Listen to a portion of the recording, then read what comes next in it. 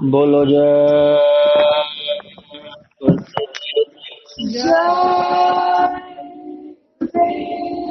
जय गुरुदेव। नाम किसका? प्रभु का परम नाम। जय गुरुदेव।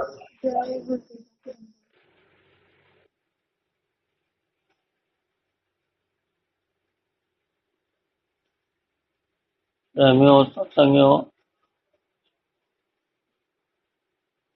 संत समागम हरि मिलन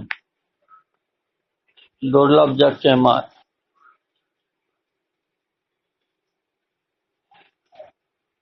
संतों का मिलना और ईश्वर के दर्शन होना, संसार में दोनों ही चीजें मुश्किल है। यानी संतों का मिलना इतना दुर्लभ बताया गया जैसे ईश्वर का मिलना।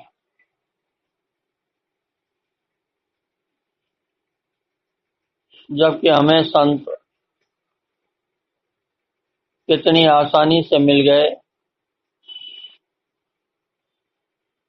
वो हमको ढूंढ रहे, हमें उन्हें ढूंढना नहीं पड़ा।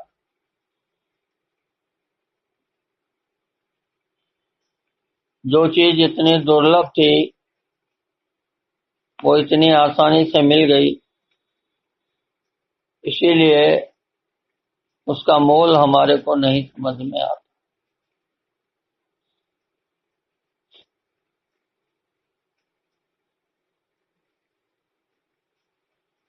दुर्धाम से जो महापुरुष धरती पर आते हैं वो शब्द की डोर को पकड़ करके नीचे आते हैं। वही शब्द जिसने सारी रचना बनाई।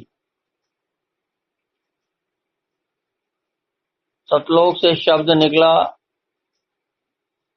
भंवर गुफा पे आके टिका, वहां एक रचना उसने बनाई। फिर और नीचे आया तो पारब्रह्म पे आके रुका, तो वहां फिर उसने एक रचना बनाई। पारब्रह्म और भंवर गुफा के बीच में भी रचना है, ऐसा नहीं है कि रचना नहीं। वहां से फिर नीचे आई तो फिर ब्रह्म स्थान, पारब्रह्म और ब्रह्म के बीच प्रकृति, उसके नीचे माया लोक और ईश्वर, और उसके नीचे ये पंच काल भौतिक देश। तो शब्द ने ये रचना बनाई। ऊपर से जो शब्द है वो नीचे धीरे धीरे धीरे एक एक मंडल पे रुकता हुआ आता है, वहां उसने रचना बनाई। उसी शब्द की डोर को पकड़ करके महापुरुष इस धरती पर आए, और यहाँ आकर के और गुरु का आदेश लेकर के पुनः उसी शब्द की डोर को पकड़ करके अपने मालिक के दरबार में पहुंच।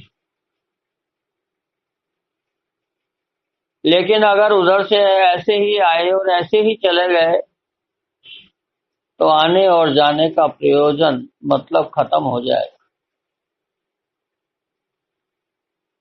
ये सच है कि शब्द की डोर को पकड़ के आए और शब्द की डोर को ही पकड़ करके चले गए, लेकिन इसी आने और जाने में एक बहुत बड़ा इतिहास बन करके तैयार होता है।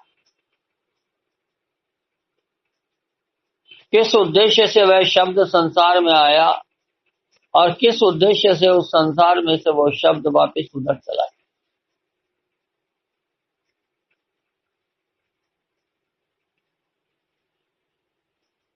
तो उसका उद्देश्य क्या था, उसका मतलब क्या था, क्यों आया? इसी में महापुरुषों का जीवन और उनका उद्देश्य छिपा होता है।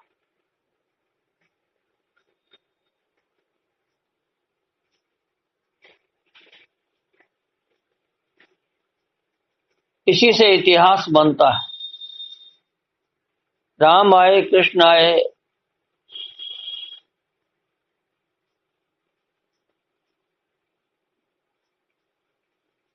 वो अपने अपने मंडल से आए, यहां आकर के एक इतिहास रच करके वापस चले। जो इतिहास बनता है वही उनका उद्देश्य है जीवन का, कि वो क्यों आए, क्यों जन्म लिया।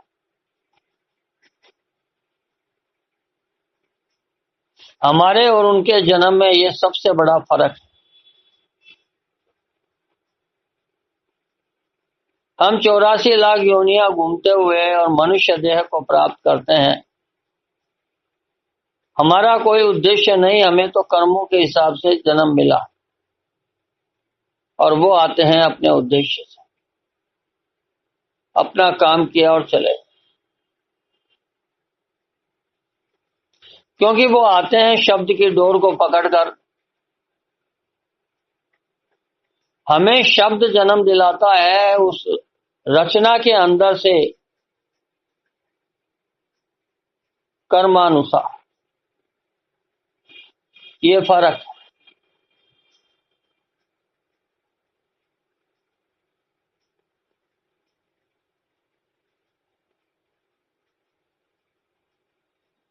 लेकिन अगर कोई महापुरुष ऐसे ही जन्म ले ले आ जाए, बिना उद्देश्य पूरा करे चला जाए,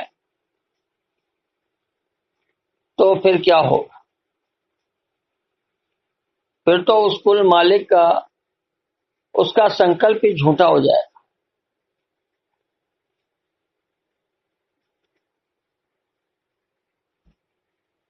जो कभी भी संभव नहीं है। इसलिए ये अलग बात है कि काल भगवान के देश के अंदर जो नियम उस मालिक ने खुद ने बनाए, जो शब्द ने अभी नियम बनाए, और उन्होंने खुद ने फैसला लिया कि भाई इन नियमों में मुझे रहना है,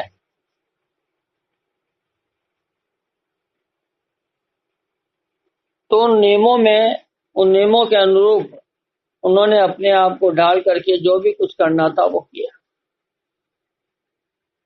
लेकिन बिना उद्देश्य पूरा हुए यहां से जाने का सवाल नहीं उठता, मतलब नहीं होता। क्योंकि अगर चले गए, रूप बदल सकते हैं, उनका रूप सूक्ष्म रूप हमेशा रहता है विद्यमान, लेकिन वह धार, वह शब्द जो इस धरती पर आया, वह शब्द वापस अपना पूरा काम करे बिना नहीं जा सकता।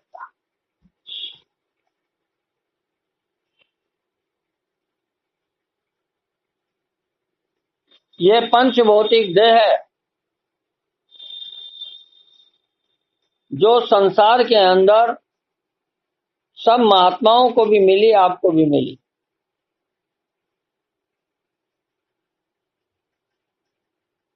आपको जो पंच भौतिक देह मिली आपके कर्मानुसार, वो आप उन्हीं कर्मों में लगे रहते हो, वासनाओं में लगे रहते हो। महात्माओं को पंच भौतिक देह मिली है उस संसार का जो संकल्प है, उस काम को पूरा करने के लिए, जो कि ईश्वरीय संकल्प है।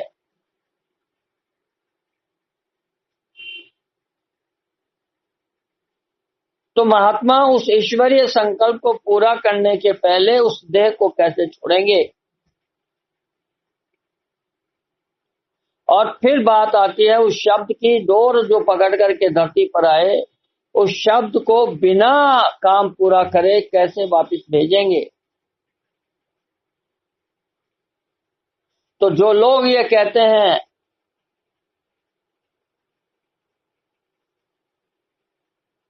कि समय पूरा हो गया, गुरु धरती पर आया चला गया, कुछ लेना देना नहीं, उनके बराबर कोई मूर्ख इंसान नहीं है।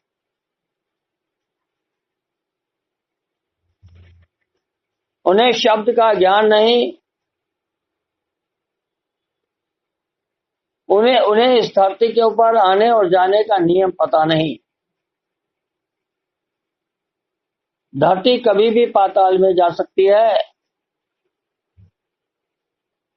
अगर संत महापुरुषों के नियमों की अनदेखी हुई और उन्हें न समझा गया तो।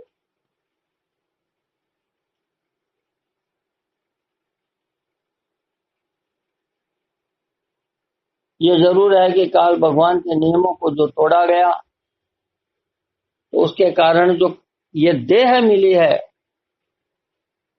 ये देह पंच भौतिक देह है, और ये साकेत धाम ईश्वर का पहला स्थान, यहां से नीचे पंच भौतिक देह है। जीवात्मा की डोर यहां तक, ये देह का संकल्प यहां तक।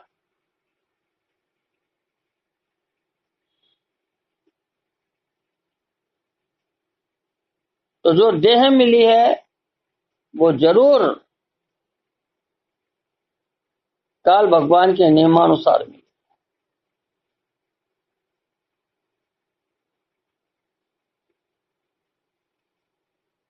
उन नियमों को तोड़ने के कारण बहुत से लोगों की देह चली गई। देह जाना अलग चीज है और गुरु का संकल्प अलग चीज है। वह शब्द संकल्प लेकर के धरती पर उतरा है। तो याद रखिए, संत महापुरुषों के संकल्प कितने जबरदस्त होते हैं। वो संकल्प जो गुरु ने किया है वो परिवर्तन का है।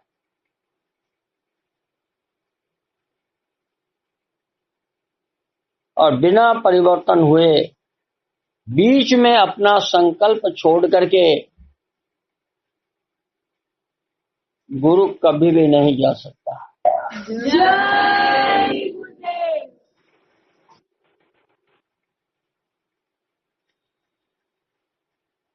हाँ,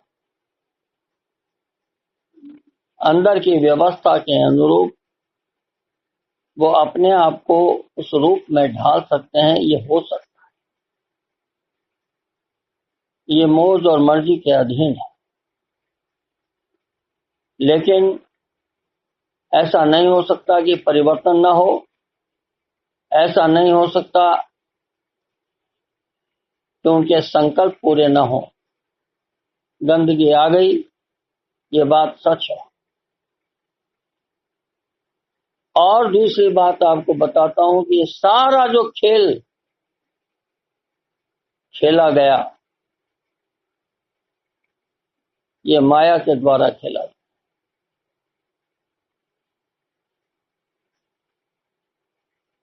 जितनी गड़बड़ियां हुई हैं वो माया के कारण हुई।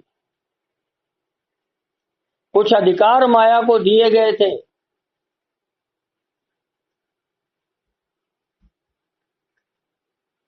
क्योंकि माया के बिना ईश्वरीय रचना संभव नहीं थी। माया के बिना संसार की व्यवस्था चल नहीं सकती। तो कुछ संकल्प दिए गए। पहले सबसे शक्ति छीनी गई, फिर यह संकल्प किया गया कि कुछ संकल्प इनको वापस दिए जाए।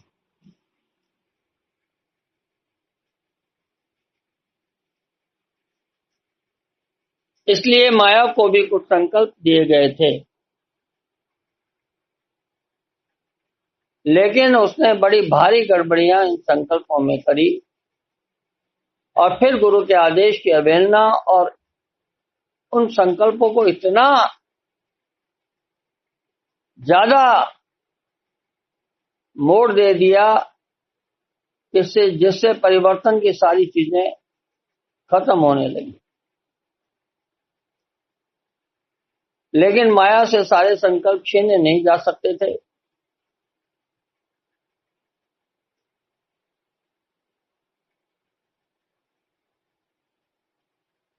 माया से संकल्प छीनने का मतलब था सब कुछ छीन जाना, रचना हट जाए। ये जरूर है कि कुछ संकल्प ब्रह्म के पास थे, कुछ पारब्रह्म के पास, कुछ शब्द में परात्पर ब्रह्म यानी महाकाल पुरुष के पास, और कुछ नीचे। सबको कुछ कुछ संकल्प अलग अलग दिए गए। और माया को भी रचना नजर आती कि सब कुछ भाई संकल्प सारे उसके पास नहीं। फिर भी उसने सबकी अनदेखी की। यही कारण है कि ये व्यवस्था बहुत भारी खराब है और इतनी ज्यादा खराब हुई कि जो अवतारी शक्तियां थी उन्हें भी रोना पड़ा।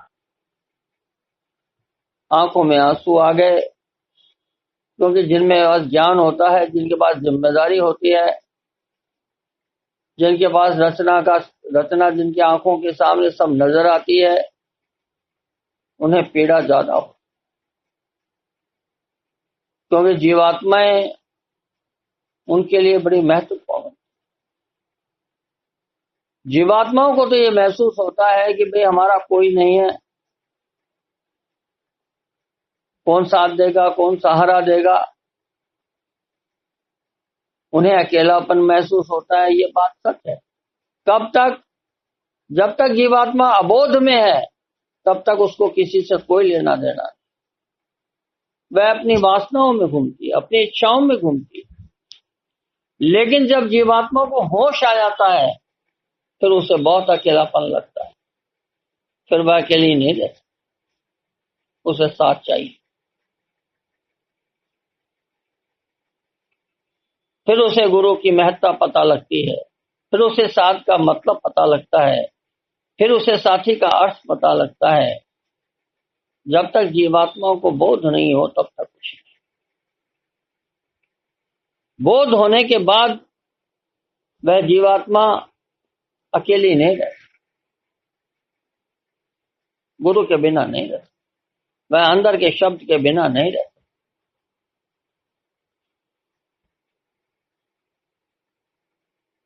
वहीं से सच्ची तड़प पैदा हो, पता लगती, वही सच्ची तड़प पैदा होती। इसलिए जीवात्माओं को बोध दिलाया जाता है कि जीवात्मा को बोध मिल जाए तो बड़ी बात।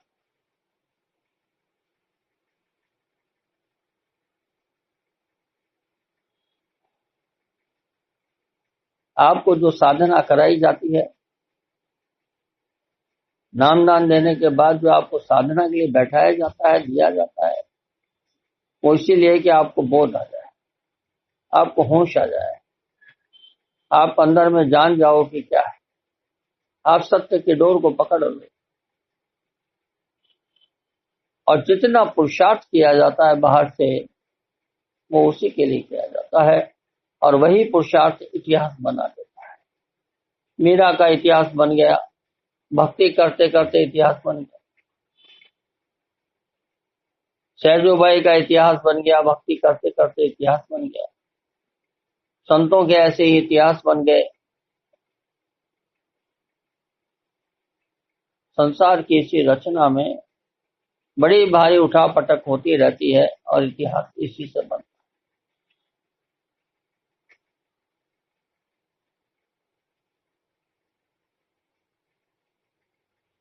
इसलिए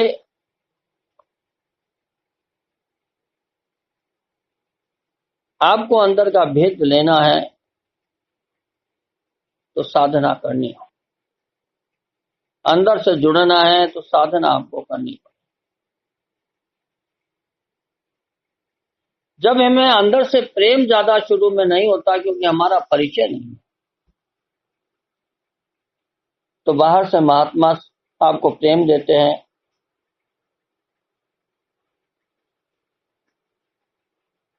बाहर का प्रेम इसीलिए दिया जाता है ताकि आप उनसे किसी तरह जुड़ जाए। एक बार जुड़ गए तो वह अंदर का प्रेम भी चालू होता है और अंदर का अमृत है, वो जीवात्मा जब पीने लगती है तो वह तमाम चीजों से मुक्त हो जाती है, अलग हो जाती है।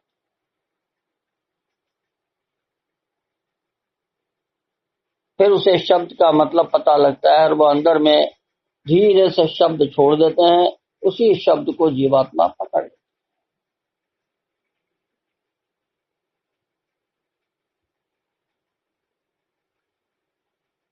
यही प्रक्रिया है।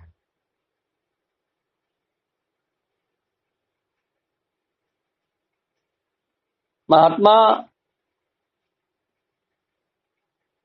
जैसे आप समझिए कि भृंगुर होता है, भृंगुर होता है, भंवरा जिसको बोलते, वह एक कीड़े को उठा करके लाता है और एक मिट्टी के उसमें घर में बनाता है, उसमें डाल देता है और बू बू बू बू बू बू लगातार उस पे करता है।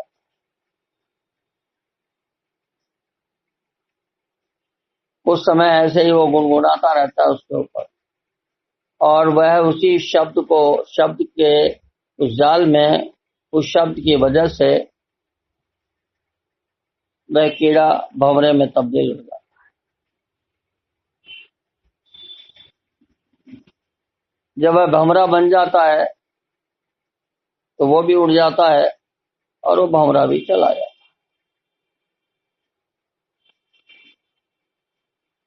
तो वह कीड़े को अपने शब्द रूप में फांस कर, अपने शब्द के जाल में फांस कर अपना रूप दे देता है, उसे भंवरा बना देता है। ऐसे ही महात्मा एक कीड़े की तरह जीवात्मा को उठाता है और उसके चारों तरफ भन भन भन भन भन भन भन भन भन भन भन अपना राग सुनाता रहता है, अपना सत्संग सुनाता रहता है, अपना प्रेम देता रहता है, जब तक वह शब्द रूप उसको नहीं बना देता।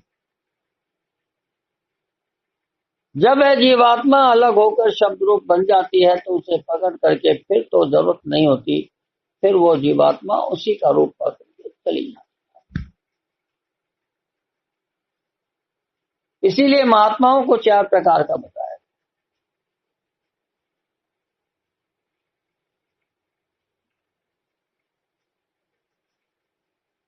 एक महात्मा फूल की तरह होते हैं,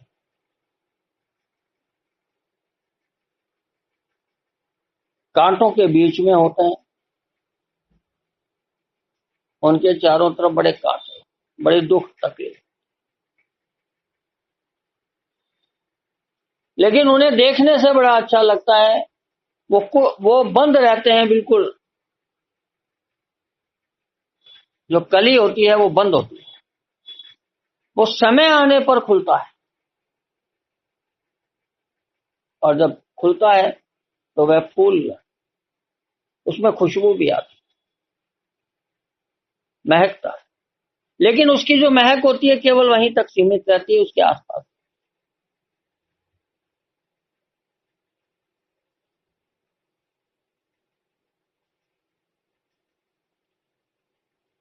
उसका रास्ता कांटों का है। वो फूल देखने से बड़ा अच्छा लगता है, बड़े पास जाते हैं, बड़ी अच्छी खुशबू आती है, चैन मिलता है, सुकून मिलता है। लेकिन समय पूरा हुआ, धीरे धीरे धीरे धीरे, और वो फूल मुरझा जाता है, चला। वह फूल कभी किसी दूसरे को फूल नहीं बना सकता।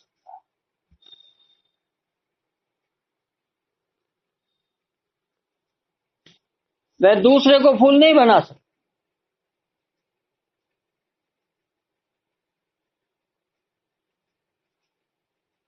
वह स्वयं खिलता है, कांटों में, तपस्या में।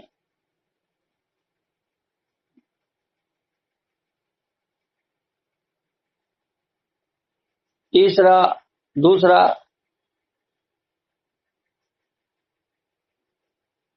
इत्र की तरह। इत्र होता है इत्र,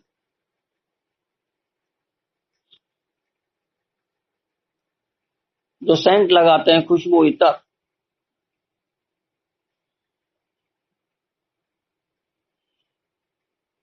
इत्र को जो गंधी होता है वो ऐसे रुई में भर करके दे देता है कि कान पे लगा लीजिए, कपड़ों पे लगा लीजिए, बड़ी खुशबू है। और यहाँ इत्र की शीशी खोलोगे तो दूर तक, बहुत दूर तक खुशबू आए।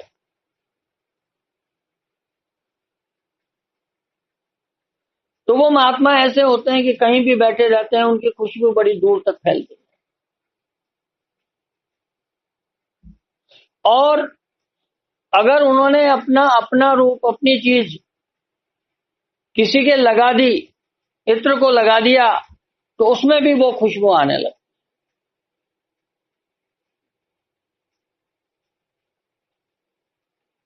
लेकिन वो खुशबू जो उसके पास, दूसरे के पास आती है, वो थोड़े समय के लिए, 5 दिन, 2 दिन, 5 दिन, 7 दिन, कपड़ा धुल गया, सब धुल गया, सब साफ, फिर वो खुशबू नहीं रही,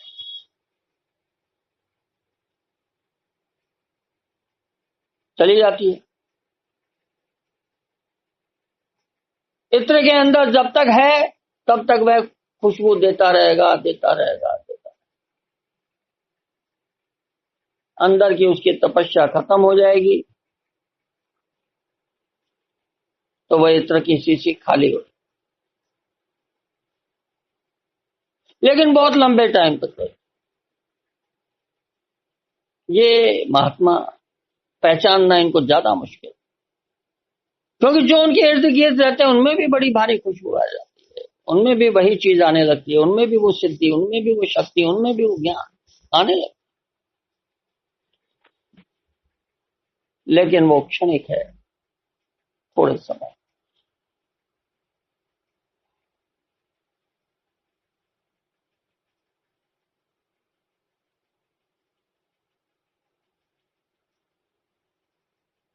फूल तो खाली दूर ही रहता है,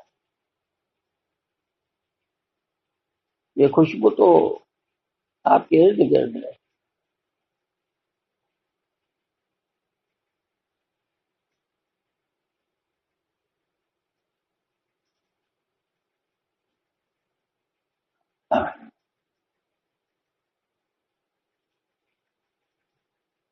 तीसरा संसार के अंदर जो बताया गया है, ये एक सामान्य तौर पे समझाने के लिए, ये सारी जो बातें बताई गई हैं, वो सिर्फ इसलिए कि हमको समझ में बैठे।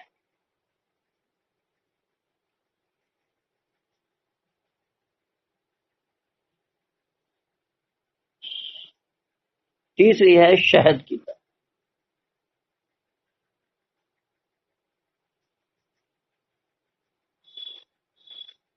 जब तक चखेंगे नहीं, तब तक उसमें कुछ हमको पता नहीं लगेगा ये क्या है, कुछ चखेंगे तो उसमें मिठास है, भारी गुण है उसके अंदर, हमारे शरीर में वो गुण विकसित होंगे। वह अमृत की तरह है, जिसे पिलाया वो जानेगा, जिसने नहीं पिया वो नहीं जानेगा। कोई खुशबू दूर तक नहीं आती, कुछ नहीं।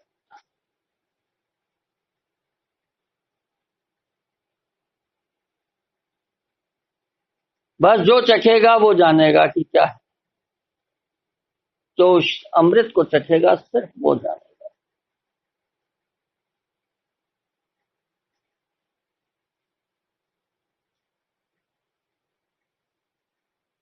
एक चखे, 10 चखे, 1000 चखे। और जो आखिरी बताया गया वो भंवरे की तरह।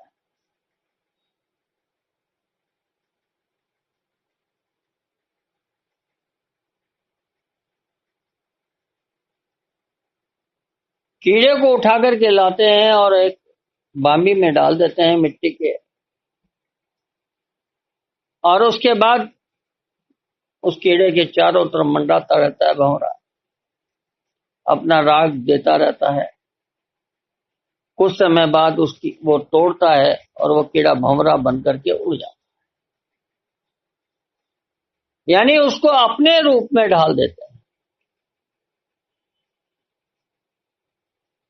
ये चौथे महात्मा, उसे अपना रूप दे दिया,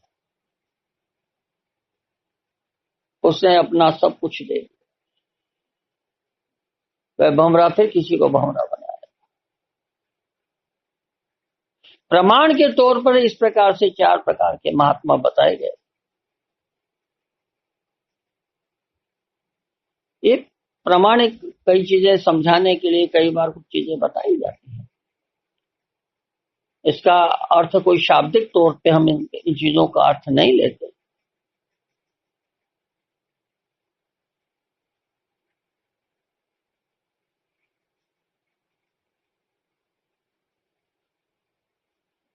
तो साधना हमारी जो है वो सबकी अलग अलग,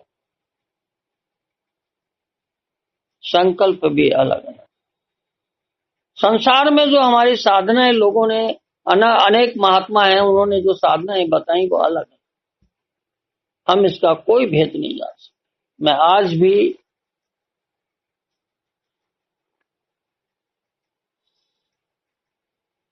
जो जमाने की शुरुआत की स्टेज थी मेरी, मुझे आज भी वो समय याद आता है, वो चीजें याद आती। इतना ज्ञान था, इतना सब कुछ था, और बहुत सिद्धि शक्तियां भी। लेकिन तब भी आज मैं याद करता हूं तो मुझे समझ आता है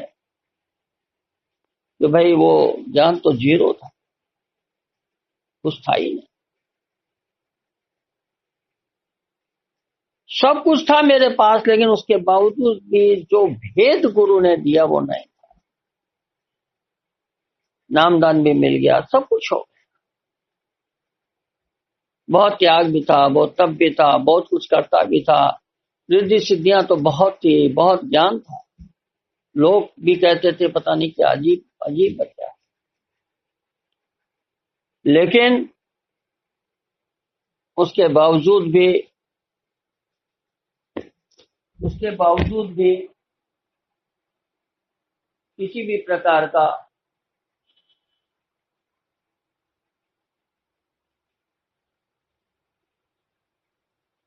उसके बावजूद भी किसी भी प्रकार का भेद मालूम नहीं।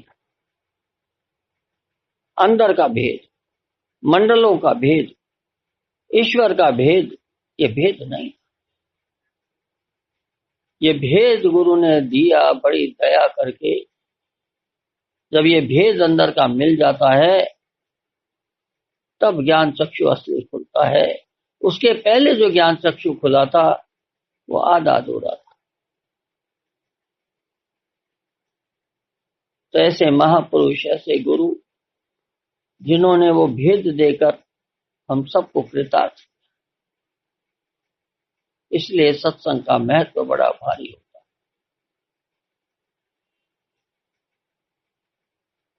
तो प्रेमियों, सत्संगियों, साधन भजन जीवन का मूल है।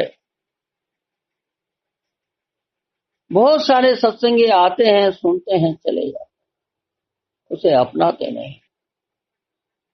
और जब तक हम अपनाएंगे नहीं तब तक उसका कुछ लाभ उतना होने वाला नहीं। वैसे तो लाभ होता है। अब यहाँ चारों चीजें एक साथ, चारों संकल्प एक। कुछ लोग केवल फूल अंदर में जो फूल रूप महात्मा है उसको देखने आते हैं, बस देखा खुश हुए। कुछ उस यहाँ पर उस खुशबू को लेने आते हैं, भाई हम भी आए, हमारे भी लगा, हम भी कुछ नुमा हो गए, हमारे को भी बहुत कुछ मिल गया। और कुछ उस अमृत को पीने के लिए आते हैं,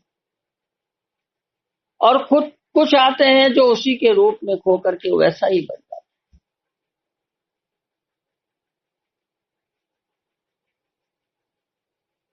तो अपने जीवन को उस साधना में जो गुरु ने हमको दी, अगर आप पूरा भेद पाना चाहते हो तो आपको बाहर से और भीतर से दोनों तरह से तैयार होना है, दोनों तरह से। बाहर भी आपको पूरा बनना है, अंदर भी आपको पूरा बनना है।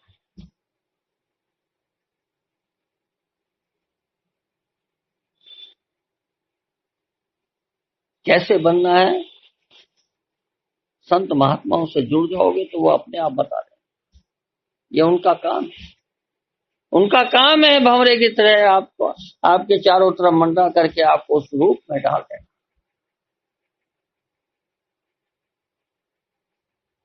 वो एक दिन का काम नहीं है, वो धीरे धीरे धीरे धीरे सब वह शब्द रूप है, वह समझेगा समझाएगा।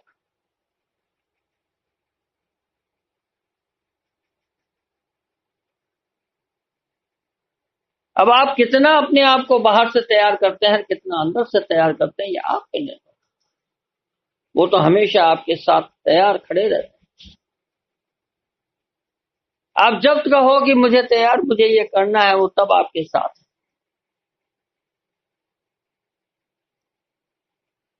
तो प्रेमियों सत्संगियों, गुरु के संकल्प को जो पूरा करे वो सच्चा साध और सच्चा शिष्य।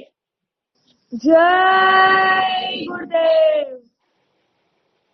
आप उस संकल्प के साथ जुड़ जाओ, असली और नकली का पता आपको लग जाएगा, सच्चे साध का पता आपको अपने आप लग जाएगा।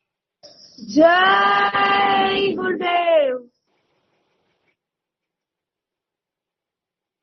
जब प्रीत करोगे, प्रेम करोगे, तो वह सच्चा है कि झूठा है, ये कहने की जरूरत थोड़ा पड़ती, कहने की जरूरत है।